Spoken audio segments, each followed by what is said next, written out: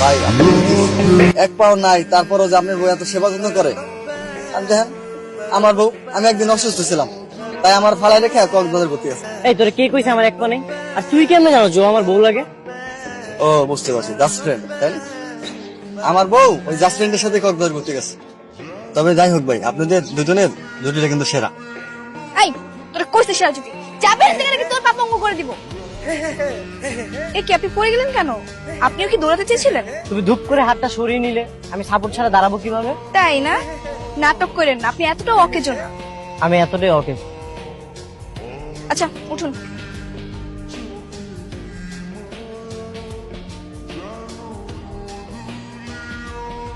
ব্যথা অনুভব করছিস বাবা? না বাবা, কোনো ব্যথাও নেই, অনুভূতিও নেই। তুমি যে পাটা নিচে আর উপরে করলে কিচ্ছু টের পাই। সব ঠিক হয়ে যাবে বাবা। এই 1-2 সপ্তাহ ওষুধ খেলে নিয়ম করে সব ভালো হয়ে যাবে। আর মাত্র 2 সপ্তাহ বাবা? হ্যাঁ। এই মেয়ে, ঠিক মতো সেবা যত্ন করছো তো? জি স্যার। না বাবা, ঠিক মতো সেবা যত্ন করছে না। শোনো, ঠিক মতো সেবা যত্ন না করলে তোমার সামনের মাসের স্যালারি কাট। স্যার আমার স্যালারি তো কাটের উপরেই আছে। আচ্ছা ঠিক আছে ঠিক আছে। শোনো, ঠিক মতো ওর সেবা যত্ন করবে, টাইমলি ওষুধ দেবে, খাবার দেবে, সবকিছু নিয়মের মধ্যে করবে। জি স্যার। হ্যাঁ? আমি হসপিটালে যাই। যাবো। আচ্ছা। এই মেয়ে শুনছো? বলেন। আমার ডানারটা না কেন জানি কাজ করতেছে না। মানে? মনে হচ্ছে আমার ডানারটা প্যারালাইজড হয়ে গেছে। আমার তো এই হাতটা কাজ করতেছে না, আমি এখন খাবো কিভাবে? তুমি আমাকে খাইয়ে দাও। আমি কেন আপনাকে খাইয়ে দিব? তাহলে কি খাইয়ে দিবে?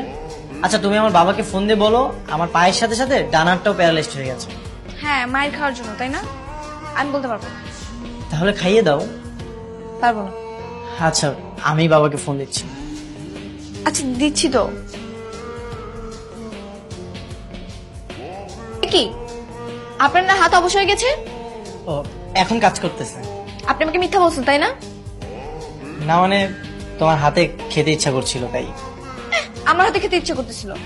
আমি কি আপনার বিয়ে করা বউ? আমি একজন মেডিকেল স্টুডেন্ট, আমার যতটুকু দায়িত্ব আমি ততটুকু পালন করব। যদি মানুষের হাতে খেতে ইচ্ছা করে তাহলে বউ বানিয়ে তারপর খান তার হাতে। বুঝতে পেরেছি, দ্রুত আমার বিয়েটা করতে হবে। সপ্তাহ হতে চললো, তোর পায়ের কি অবস্থা এখন? না এখনো পা কাজ করছে না, কোনো সেন্স নেই পায়ে। কে জানে আপনি সত্যি বলতেছেন নাকি মিথ্যা বলতেছেন। এই ভ্যাকসিন নিলে তো 2 সপ্তাহ বেশি লাগে না ঠিক হতে। কি হাসতেছেন যে? তার মানে কি আমি সত্যি বলেছি? হ্যাঁ তুমি ঠিকই ধরেছো। অবশ্য আমার পা ঠিক হয়ে গেছে, কিন্তু একটু সাপোর্ট লাগে। তাহলে আগে বলেন নাই কেন? কারণ তোমার সাথে থাকতে ভালোই লাগছিল, মন তো যাচ্ছে এভাবে সারা জীবন একসাথে থাকতে। আচ্ছা ওদিকটাতে দাঁড়াই চলো। আমাকে দেখে তুমি কক্সবাজার আর কতদিন থাকবা? আমার আর একা একা ভালো লাগতেছে না। তাহলে বেশি কি ভাই, আজ কিছু না বলে চলে যাচ্ছেন যে? না ভাই, এমনি। আজ আমাদের সেরা জুটি লাগছে না? না লাগছে না। কি বলতেছেন ভাই, সেদিন না বললেন আমরা সেরা জুটি? আসলে সেদিন আমরা একটু মজা করেছিলাম, আমরা সত্যি সত্যি হাজবেন্ড ওয়াইফ। তাই তো বলি আপনাদের এত সুন্দর লাগতেছে গা, সত্যি আপনারা সেরা জুটি। ঠিক আছে, ভালো থাকেন, ধরেল অল দ্য বেস্ট। এই আপনি ওনাকে মিথ্যা কথা কেন বললেন? সেদিন লোকটা আসলে ঠিকই বলেছিল, আমাদের দুজনকে একসাথে ভালোই মানাবে। চুপ লোক তো আপনি। আচ্ছা আমি যদি তোমাকে বিয়ে করি, সারা জীবন এভাবে আমার সেবা করবে না? বিয়েটা একবার করো, তারপর বুঝতে পারবেন সারা জীবন সেবা যত্ন করবো নাকি ইনজেকশন দিব। তার মানে তুমিও আমাকে পছন্দ করো? আমি কি সেটা বলেছি? না, তোমার চোখের ভাষাই তাই বলে দিচ্ছে। আমার চোখের ভাষা আপনার বুঝতে হবে না। এই আমাকে নিয়ে যাবে না? আমি কেন আপনাকে নিয়ে যাবো? আপনি তো এখন সুস্থ। এখনো তো রিপোর্ট পাইনি, তো 100% সুস্থ কিনা সেটা তো আমার মুখের কথা তো হবে না, তাই না? না। ঠিক আছে তাহলে আমাকে নিয়ে যাও। রে বাবা, এখন সুস্থ বোধ করছিস? হ্যাঁ বাবা, ওই মেয়েটা আমার যে টেক কেয়ার করেছে, এখন আমি সম্পূর্ণ সুস্থ। ওই মেয়েটা তো তোর এসবের জন্য দায়ী। কত স্টুপিড মেয়ে। গরুর ভ্যাকসিন আর মানুষের ভ্যাকসিন তফাৎ বোঝে না। যাওয়া আবার তো হয়ে গেছে, বাদ দাও বাবা। বাবা আজকের খাবারটা কেমন টেস্ট হয়নি তাই না? ভালোই তো হয়েছে। গত 3 সপ্তাহের খাবার থেকেও কি ভালো? না তা ঠিক না, তখন তো মিম রান্না করেছিল। মেয়েটা লেখাপড়া করছে, শিক্ষিত মেয়ে, রান্নার হাতটাও বেশ ভালো। বাবা সারা জীবন কি করিম চাচার রান্নাই খাবো? বাড়িতে পার্মানেন্ট কেউ দরকার না? আমিও ভেবেছিলাম একটা পার্মানেন্ট বুয়া রেখে দেবো, কিন্তু তুইও সারাদিন ভার্সিটি থাকিস, আমিও হসপিটালে থাকি, এই জন্য আর রাখা হয়নি। না না বাবা, আমি তো বুয়ার কথা বলছি না। তাহলে বাড়িতে একজন বউ আসলে সংসারটা গুছিয়ে নিত না? শুনেছ হারামজাদা ছেলের কথা? এই ফাজিল ছেলে, এই বয়সে তোর বাবা বিয়ে করবে? বাবা আমি তো তোমার বিয়ের কথা বলছি না, তাহলে? তোমার ছেলের বিয়ের বয়স হয়েছে না। ও আচ্ছা, নিজের বিয়ের কথা ঘুরিয়ে পেঁচিয়ে বলছো তাই না?